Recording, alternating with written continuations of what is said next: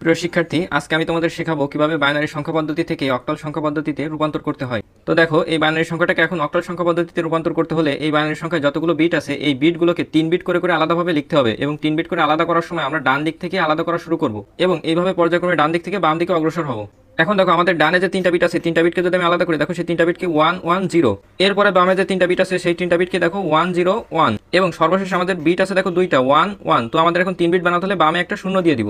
এখন আমাদের যে কাজটা করতে হবে, এই আলাদা আলাদা 3 বিট বাইনারি মানে যে অক্টাল মান আছে সেই মানগুলো আমরা এই খোপের নিচে তীর চিহ্ন দিয়ে লিখে দিব। তো এই 3 বিট বাইনারি মানের অক্টাল মান বের করার জন্য আমরা কোথাও লিখে নিব 4 to 1, এবং এই বাইনারি মানগুলোকে আমরা এর নিচে লিখবো, এবং যেটা নিচে নিচে আমরা 1 দিব সেগুলোকে যোগ করবো। তাহলে দেখো আমাদের ডানে আছে 1 1 0, তো আমরা 1 1 0 দিলে 4 আর 2 যোগ করবো, তো 4 আর 2 যোগ করলে কত হয় 6। এর পরের খোপে দেখো আমাদের মান আছে 1 0 1, তার মানে আমরা এখন 4 এবং 1 যোগ করবো, তো 4 এবং 1 যোগ করলে কত হয় 5। এরপরে আমাদের মান আছে দেখো 0 1 1, তো আমরা এখন 2 এবং 1 যোগ করবো, তো 2 এবং 1 যোগ করলে কত হয় 3। তাহলে এই বাইনারি সংখ্যাটার অক্টাল মান হবে 3 5 6।